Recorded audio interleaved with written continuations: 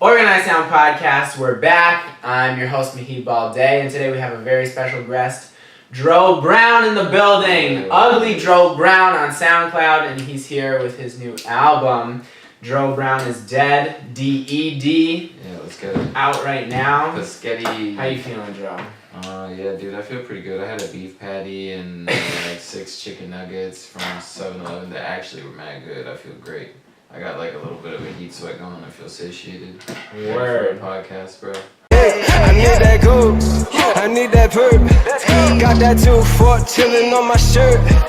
Added 7 cause I always put in work. 24/7, let me kill the verse. And so you've been living in Boston how long now? You just moved back. Since the end of August. Yeah, since the end of August. So, a couple months. Word. So let's talk about the Dro Brown progression. You're a Western Mass boy, born? I was born in Cleveland, Ohio. Oh, never mind. And then moved to like Puerto Rico and then Boston. So that's when I lived in JP when I was real little. And then I moved to Amherst basically. Grew up there for most of my life. And that was the real formative spot for you. Yeah. Amherst is where I was like raised. That's where I'm from, yeah. Okay, and how'd you get into music? I was playing the saxophone from an early age. My dad got one from like a pawn shop, and yeah, and so I played the saxophone for a good long while, and in the elementary school system and band at Wildwood or in Amherst, you can't play saxophone at first, but they let me do it, I guess, because I already have one. I didn't need to rent one or something. That's basically Good reason. I was playing band from like 2nd grade or something like that. Yeah, 8 years old. Word. And so from there, what made you think, okay, I want to put my voice on track, start rapping? Who knows? Because I really thought that I didn't have a good voice for singing or rapping for a long time. And actually, I just once I got out of elementary school, I pretty much stopped playing the saxophone. I was just like playing lacrosse. Yeah. And that's what I went to college for, was I got a D1 scholarship. And then in college, like right when I graduated high school, I was like recording shit with my like brother, basically, Mike Desir. And we were like making a lot of music with a lot of different people. And this other dude, Jake Capistran, who lives in Portland, Oregon now, or I think he lives in Portland, maybe he lives in Seattle, whatever. He lives up there and he's a really good musician. And we were all just making music. And then when I went to college, I met some people.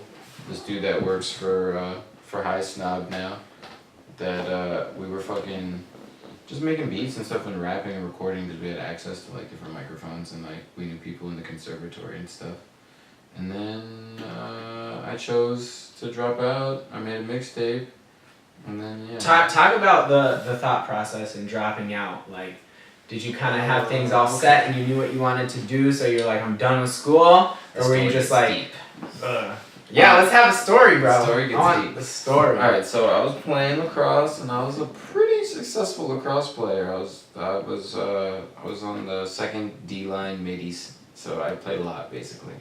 And I would also be on face-offs. And I was smoking a lot of weed because I lived in Colorado and it was really good weed. And you weren't allowed to smoke weed. That's not something you're allowed to do. So I failed a drug test. And I was on probation, and they suspended me for a game, and things were cool. And I wasn't smoking for a little while, and I was just going to class and being a good student and being a good player, a good student athlete. And then there was a Currency concert, and I was like, I'm going. And then my friends were like, you have to smoke with us. And I was like, yeah, you know what? I can smoke with you guys because I know I have a drug test this week. I know that it's this week, so I can like buy the thing for it and be fine. Turns out my coach the following Monday like called us in for a team meeting, and it was just a impromptu team-wide drug test that he decided to administer. So now I had 2 different drug tests that failed. Well, I didn't fail one, but I was gonna fail the other one because the impromptu one I didn't know was right. You weren't prepared. So I wasn't prepared for that one. I couldn't take the drink in time to like mask my pee and stuff and just like yeah. So. And then they wanted to suspend me for a year. They didn't want to kick me off the team yet. But I was just like, nah, man, like, that's it. I'm just going to quit. And then I made my mixtape. Yeah. What was that mixtape called? That mixtape is called Cognac. Yeah, that's on SoundCloud. And was that your first? Yeah, that was my first. I re-released it like 2 years ago, just so I could because it wasn't on my SoundCloud, and I didn't have it on my Bandcamp or anything, so I just figured I'd put stuff out there just to like have a little bit of a catalog. But it's up there. It's interesting. It's got some good tracks on there. You know, if you want to go check it out. I don't even know what my Bandcamp is. Bandcamp.com/Dro Brown. You can go Word. maybe donate $1 or a cent or something. Yeah. Go for it. Help the man. Yeah, check that shit out. So from there, you put out the tape. You're starting to do shows. Did you make it back to Massachusetts? Yeah, so I played some shows in Denver. I won some student shit, some student open mic stuff. Met some people, went to a Red Bull Music Academy thing actually. Oh, pretty nice. Cool. Got invited to one of those. And then met Fonte, who's I'm a big Little Brother fan. So I'm familiar. That was cool. And blah, blah, blah. Then I made it back to Amherst, and that's when I lived above House of Teriyaki, and met up with Louis Go and Dark World, and I booked me, Louis Go, and I think Nikolai Vocals. I booked us our first paid show. We each got like $50 or something off of it. Nice. Where was that? You know Snowsies, the 7 O's? No, Sunderland? I do not. It's like The 7 O's. Just north. It's like on 116 heading towards like Deerfield and shit. It was fire. It was actually a dope show. We actually probably had like 50 people in this tiny little bar that nobody ever goes to unless it's Palm Night. Whatever. Yeah, dude. And then made another mixtape. And then, left. Right. So this is at the point where you go out to Australia. Yeah, no, first I moved to Brooklyn. Uh-huh. Did my thing there for a little bit. Worked on some other shit. And then I moved to Australia. Yeah. Oh, yeah. Australia, So how long was Brooklyn? Probably like 6 months, 7 months I was there. And I wasn't supposed to go to Australia for that long. I was supposed to be there for like another 6 months. I just stayed for an extra year longer than I was supposed to. Whoa. Right. But they took care of you out there, right? Yeah, there was an agreement They did, yeah, there was a little agreement. I played lacrosse and they paid for my food and housing. And yeah, it was sick. My team was not very good and they didn't like me at first. And then second season was pretty lit though. It was pretty lit. Had a good time. I had more friends. I got around. I was actually living there. And, you settled meet some in. people. Yeah, meet some people who aren't involved with the thing that brings you to a foreign country. And so things were just healthier overall. And then the lacrosse followed with that too. It was just a better season. We did really well. I did really well personally too. Did you ever think about living there? Living out your life? No. No, at no you point. You always knew you were coming back. At no point. Well, at that point, I want to go back because it's fire. I don't know if I want to live there yet. I did think, this is what I thought, it's a good place to raise kids. Why is that? Because most people live in cities, they're really nice, big, clean cities. They have virtually no crime. None of the crime that we think about is crime. There's no guns. Niggas break into fucking bakeries. You know what I mean? Steal pies. That's the type of crime we're looking at. Yeah. Do they put people away for that? If they catch them. Yeah. Look, I was an illegal immigrant. I feel like that's a slap on the wrist. You were an illegal immigrant. Yeah, because I overstayed my visa by 6 months. Okay. And they would send. Were you sweating it? At first I was, because I was like, oh my god, they're just gonna show up to where I am. I had moved from where I said my original address was, but it didn't matter. They sent me some emails to the email address that I had my visa under, and they were basically just hey mate, so we know you're here with your visa over, just here's our address for the office, we want to help you find a visa, just come in and talk to us, hey? And I was just no. And people would get phone calls. I didn't have a phone or anything. People would be hey, someone from immigration called today, and I'd be okay, I don't give a shit. I heard stories that they don't give a shit, man. They really don't give a shit. It's a wonderful place to it's a wonderful place to live. I want to go now. But there was I heard multiple stories of people from England, so it's a little bit easier to get a visa to Australia, but they still didn't have a permanent living visa, and that they had been living there for 10 plus years, no problems, literally no problems. They could work, they could do. So broken system. Yeah, I guess. The rules are there, the enforcement isn't. They don't really have border problems. Of course. They're all alone. Yeah, so they don't really give a shit. And you have to have a certain amount of money to get there in the first place, so they kind of figure like, oh, whatever. They're probably alright. If you got here, they're you're not alright. gonna really leech off our system. Then they can't really leech off the system, so whatever. And how was it coming back? Did you feel like you had to reacclimate? That's a good question. Yeah, I guess so. Australia was different. It was nice. It was a vibe. It was a different vibe for sure. It was a little bit of a flavorless vibe, but it was still a cool vibe. There was some cool shit going on there. I fucked with it. Coming back felt really nice and normal.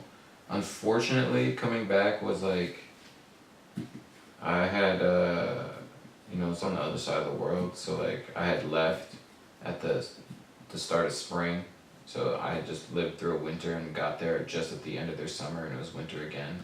Had one full summer there, then came back, and it was winter here basically, Right. So that was the only shitty thing, was that I went through 3 winters in a row, which kind of sucked. Right, Or back not to 3 back. winters in a row, 2 winters in a row. Plus How are their winters? mild, but depressing. Cold. Yeah. Still winter. Damn. Still like dark and gray and shit. Not super cold, like 40s, 50s. Nice for winter.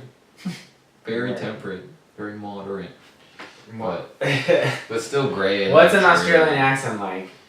Go hit it. Depends on like what you want, mate. This is like maybe bushman type like guy. And then like you've got more like the proper like type of person who maybe lives in like a city and they talk more like this.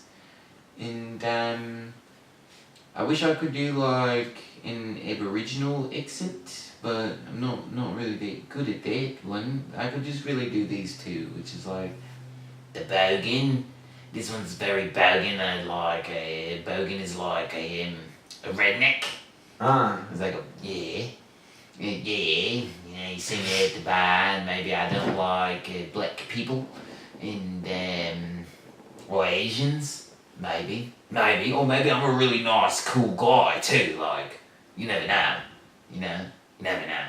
Jesus. Maybe I just want to have a few beers. So with you. long. The R's are long and plentiful.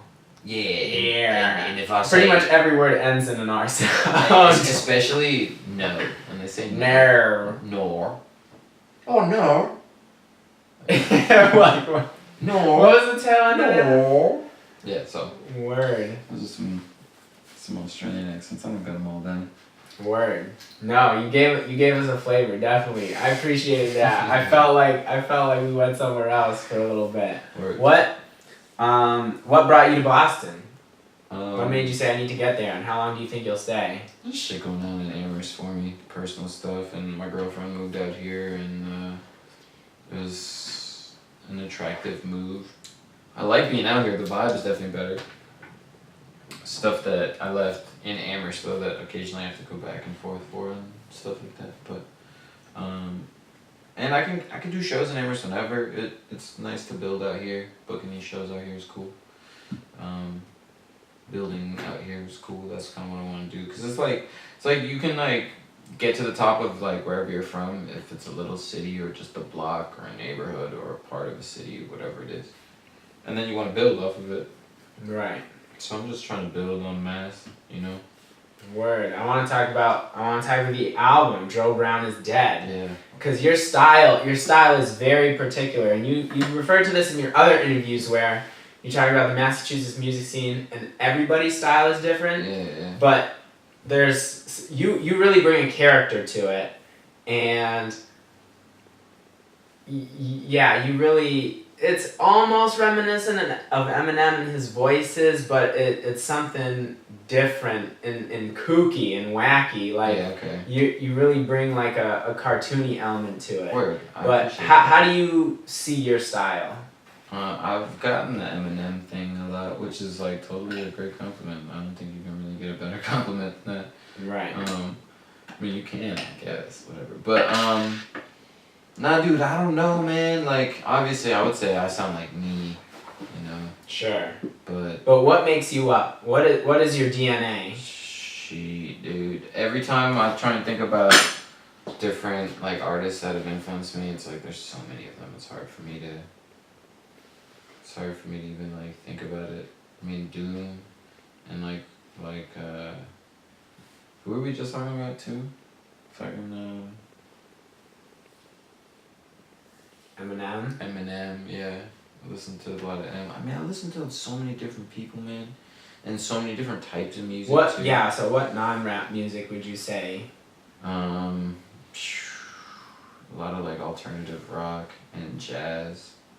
And then classic rock, too. I listen to a lot of classic rock and a little bit of, like, classic punk rock, too. And grunge stuff, like Nirvana type things and Pearl Jam. And then plenty of, like, electronic stuff. Minimal house is so good, yeah. Minimal house. Yeah, minimal. Who's house. an example of a minimal house artist? I don't even DJ? know, because I'll just, like, go on YouTube and then do like the minimal playlists house. that are like an hour. Yeah. Nice. And then just, like, vibe out. And that's what is minimal house kind of like lo-fi, it's just or is like, it just like chill vibes? It's usually really chill because it's like 3 or 4 instruments, like, and not a whole lot going on in them. So it's like very melodic and trancey. It's good stuff, and it's usually kind of funky too, because house is kind of like a funky, like the original like Chicago house type shit, you know. That shit is all, yeah. All A+. Boy, I like Beach House. I'm not gonna lie. I know a lot of people like Beach House, so I like Beach House too. Word. But I mean, rap, like, right. So what's your writing process? What makes you say I'm gonna make a song around this, or I always I build want to tackle around this subject? I always build around the beat. So beat first. Beat first, yeah. Always Okay. beat first. And usually I don't have a subject, I just kind of start going. And even when I do that, when it's sort of just like stream of consciousness, it usually has some sort of overall theme. Not always. Sometimes it's just bars. Right. But, So for Flash Gordon, how did that song come together? Yeah, that was 100% the beat. I got a beat from Ethan. Great job, Ethan. And yeah, I was gonna me and Ricky were supposed to do it, and then there was like a show going on, and they went to go do the show, and I was just like, I'm just gonna finish this then without Ricky, and I did. And I was because they were at the show, I was really excited about the song. I didn't really want to go to the show. I more wanted to You make the were song. about finishing. But the music. song was like, the song is a live song. You know what I mean? So I was really like amped off their energy of going to the show and me being at home and writing it, and that's kind of how Flash Gordon happened. But I don't know. I have a lot of different writing styles because I don't want to like. This is my least favorite thing about rappers. Like, I love Murs, for instance. That's somebody I listen to a lot of, like Murs and Ninth Wonder. Okay, I know Ninth Wonder. Yeah, Murs is some LA dude. Shouts out to Murs. Murs for president. But Murs just has like the same flow every single song.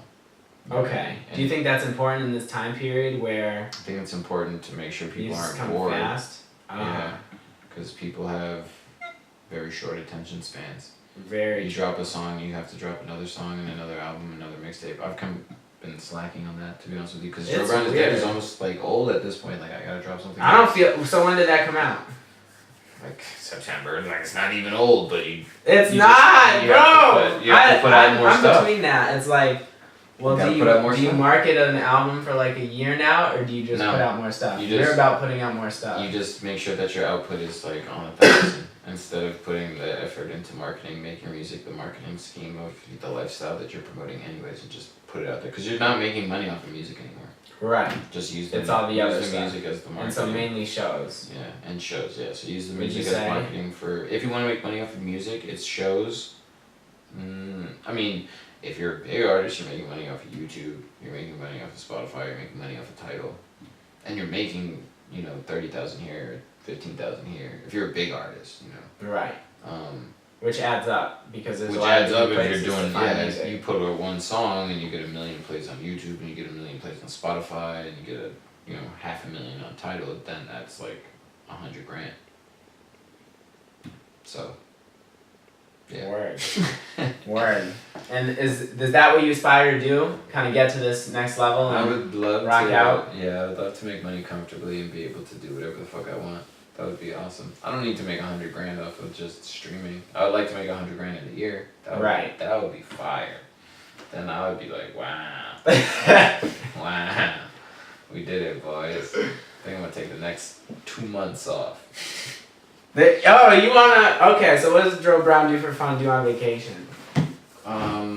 Traveling school. I'm about to go to Fiji, bro. When? November 5th, this weekend. Oh yeah, This 10 weekend. days, right? Yeah, I'm going 10 days in Fiji. 10 Yeah. days in Fiji. The mixtape coming out. Coming out Yeah, soon. you already know. 10 days in Fiji, yeah, that's probably Imagine. what I'll write in Fiji. Of course. Um, Have to. Why Fiji? my pops lives out there. I didn't know that. Yeah. How long has he been out there? My biological father lives out there. My biological father has kind of come back and forth from Fiji. He's a spiritual man. There's an ashram on the island in Fiji, and the guru that he studied under is dead now. He died in. Actually, when did he die? Maybe he died in 2012. Maybe he died about 5 years ago now or something like that. I never met him. Seemed like a profound and prolific dude. Said a lot of things that I didn't understand. I'm not gonna beat around the bush. I have mad respect for my dad. Some of the things that he sends me from his guru are to me unintelligible. I just can't understand what they are. But I try. You know what I mean? I don't buy into the practice myself, but I got respect for him and what he does.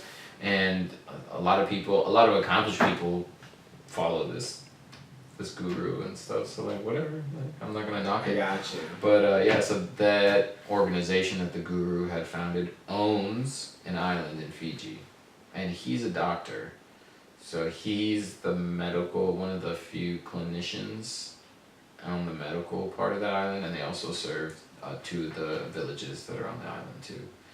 So that's what he does, and he lives in Fiji, and I'm gonna go out there, spend 10 days with the man. I can't go on the island itself. Why not? Because it's a private island, and so like they have the right to not let people on the island, and you need special permissions and stuff to come on, and the other thing that was said to me was that they wanted to make sure that my energy, that I was ready to come onto the island. They didn't just want me to come onto the island just because they were like, oh yeah, he wants to come to the island, just come on the island. That I had to like come to the Fiji. It was like you're not Fiji enough for this island or something. I don't know. Or So this is a it's very spiritual. spiritual. I'm getting it. Where are you on the spiritual path? I think I'm a spiritual human being, but I take it on my own. So not really any religion Not that you're religious. associating There's with? stuff from religions that I think are really valuable, Oh yeah. and so I take every piece of it. I take everything with a grain of salt, but I'm just taking bits and pieces of everything that I've seen and trying to make sense of it all. I think at the end of the day. Word. Yeah, I do believe that the earth is also like a living organism in and of itself as a whole thing. There's like a oneness that exists. Like sort of like if we've got a cell and there's different parts of the cell that you can go into, you can take apart, like, the mitochondria is the powerhouse on the cell, like, that, but they all make up the one cell, which makes up whatever it's a part of. That's how the earth is too. That's what I believe. If that's a religion, I don't know. I feel you. Yeah, I mean, religion and science, I feel like Pretty are close. coming together. They're Yeah. they're starting to want to agree with each other Yeah, they're pretty close. Together. for some reason. Let's talk about, you've been in Boston a little bit now. You're doing shows. You're circulating. What are your favorite things about the music scene out here? Everybody's been mad nice. Yeah, accepting. Everybody's been great. Like the people that come to shows, the people I've done the shows with. I went to a house party with a bunch of people afterwards too. Yeah, man, everybody's been mad nice. But that's how I've always felt about like, I mean, I don't know, when you get into a music scene, in almost any place except for like New York or LA, that like when you perform with people and you do a show with them, they're like, oh shit, hey, yeah, cool, nice to meet you. Right. People are jazzed that you're doing your thing. And yeah, that you know. And then if you're good, they're like, yeah, wow. Yeah, because that makes them seem better too, because y'all are at the same place. In New York, nobody really gives a shit. New York's a tough crowd usually. New York, and I feel that too. The It's less fun for me to go to shows in New York, I would say, because. okay.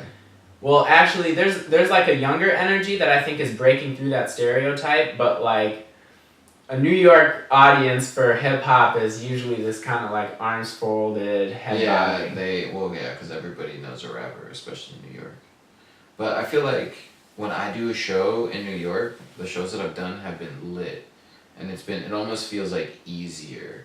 But the performers are less likely to be like friendly with you. So the community. Which is like, you know, it's whatever. They like people act more Hollywood in New York. The fans at shows, if you're at a show and fans are there at your show, they're gonna go wild because everybody thinks that they're doing the coolest thing ever because they live in New York. Right. But the artists know that that's not true and that any fucking schmo could just get on the bill anyways, because we all know that that's how we got started, was that we were just any old schmo who got on the fucking bill, and that's how we got our go. But we're actually nice at it, right? So everybody's like, nah, I'm the nicest, yo. I'm the nicest. I'm the nicest ever. I'm the nicest here, from up here, up to 45. They have their territory marked. Yeah. The nicest in the alphabet. You heard me? Chinatown, all mine, nicest. This does sound like an Italian, like little Italy, little accent right now. I run Little Italy, Patsy's. I want to on the wall. I want to talk about the Warlords single. We'll call it a single. Yeah, Warlords yeah. off of Dro Brown is Dead. How did that song come together? You have a few guest features on there. Do I have this open? Yeah. You have Gabe Gill, shout out Gabe Gill, Dubsee Familia, Black Swan, and sir. how do you say this third one? Posca. Posca. Shout out to Posca. Yeah, that was, I was kind of, it's produced by this dude Janosch from Germany, and shouts out Janosch. So this is a real international record, because you said Black Swan is in Spain. Yeah, he's in Madrid. So how did this link up happen? So From producer to... Dude, the Janosch thing's so random, bro. Honestly. Really? He literally is a dude from Germany that heard the Wiki Good stuff and my stuff and Gabe's stuff and was like, I want to work with you guys. And then he makes fire beats. So it was hard for us to, No problem. it was hard for us to say no. And then he also wanted to master Dro Brown is Dead, a lot of it, so that went down too, and he's holding me down right now too. We're working on a little project together that we just kind of finished. Put the last little ink on it, if you will.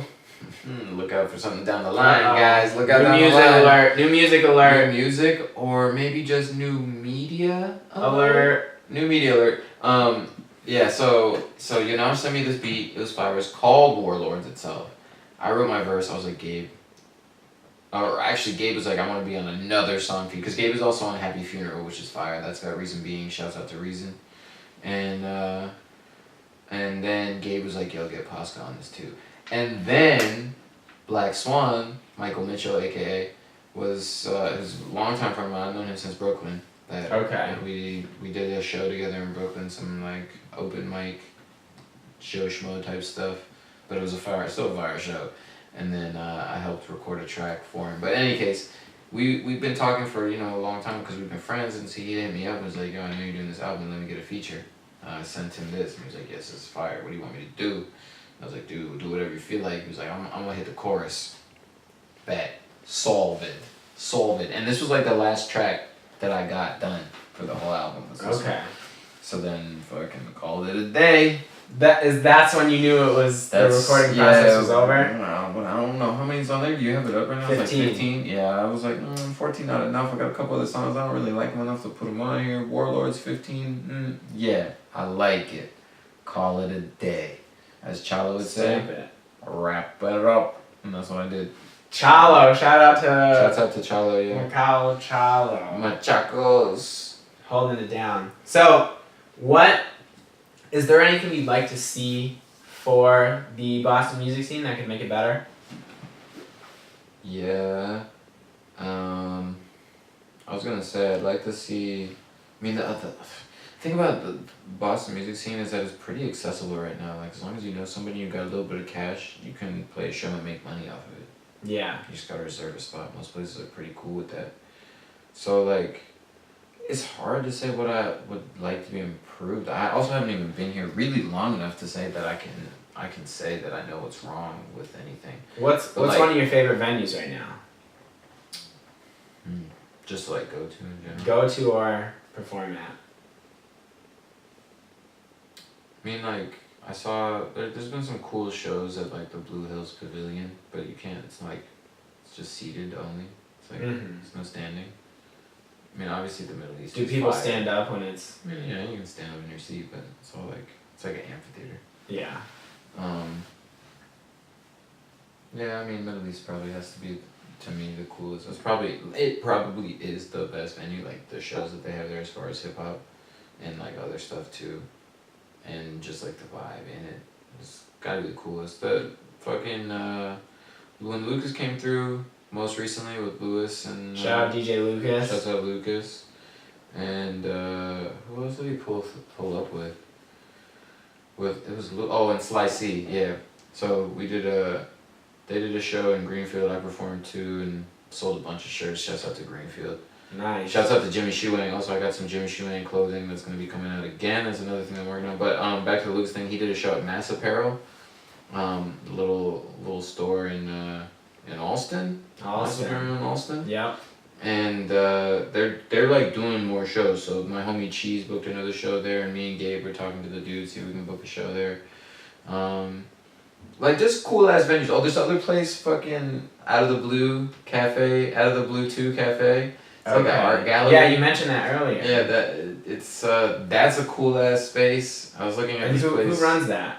I don't know. I'm talking to some guy named Tom. Okay. I don't know. Shouts out to Tom. So what do they have in there?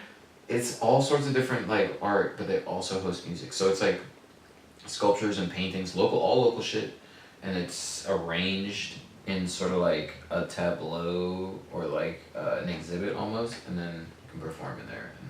They have like 100 people capacity. It's just a fire ass place to like go, and do music. Right. It gets your creative juices flowing. Those are good answers. I want to talk about music marketing. Okay. And streaming, okay. Obviously, you mentioned changed the game, and there's a lot of different outlets where people can go get their music. What are the new rules of music marketing, and what do you think you're doing differently that's important for artists right now?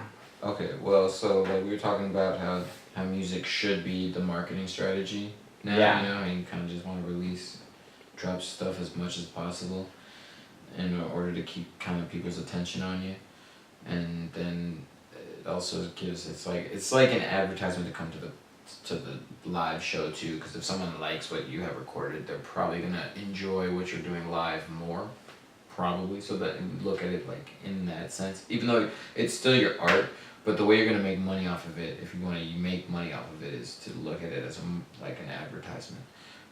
At least that's how I think about it. Then, the other side of this equation is then like making sure that your name can be seen or your brand can be seen in a bunch of different places. So, I've been obviously the next sort of thing then people think about is merch and then putting your name on merch. Right.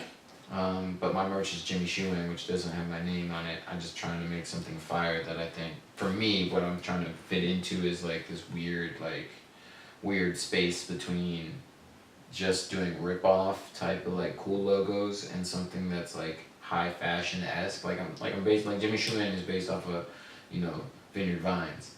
Okay. A little bit. I didn't realize that. And a lot of different, the logo is Whale Rip, but Trying to also not just like rip the like logo and the style, but actually like, no, I'm not gonna say rip, I'm gonna say borrow the fabrics too. I want to make some Bermuda shorts, you know, and embroider them with like cool stuff, but Right. and have that Which is represent very some, Massachusetts. which is mad Massachusetts, and it's also mad prep, you know, and I did that lacrosse prep shit, so right. like one part It all hip-hop comes and together. like, yeah, exactly. So and that's my brand, you know what I mean? And so my brand represents what my brand is, even though it doesn't say Dro Brown on the brand. So that's I think the other part about marketing, that I'm trying to like be more guerrilla aspect about it, because I never really like when people are in your face being like, hey, my name is this, you can find me here, this is my stuff, I got a merch table over there. It's like, if people are smart enough and interested enough,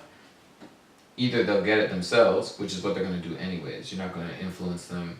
Like, if someone's on the fence about it and you're an artist, like, yo, this is my stuff over there, someone's probably not going to be like, oh, well, he told me his stuff is over here. I wasn't sure before. I thought I might want to buy something, but I wasn't sure where it was or if he even had it. So, I don't know if I'm about, oh, he does have it? Oh, yeah, okay, I'll move it on.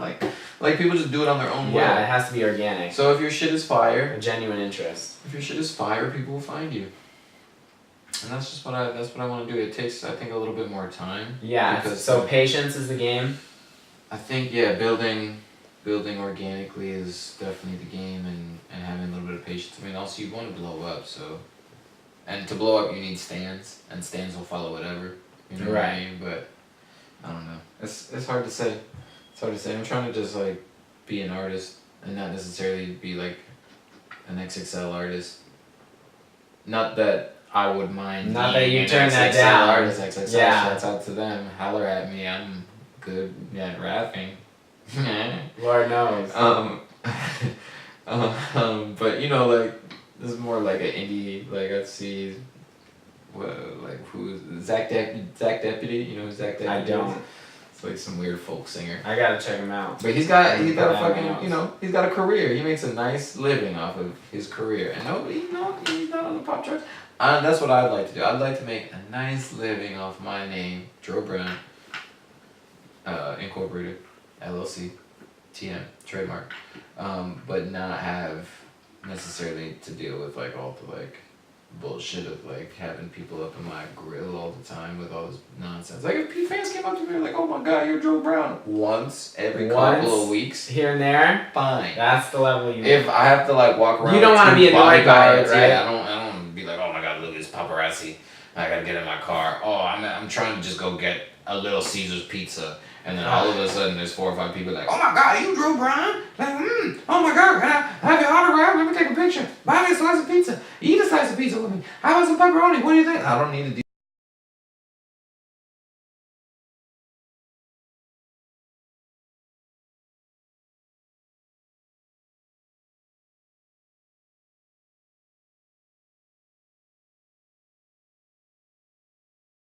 Why you worried about how the next nigga flexing?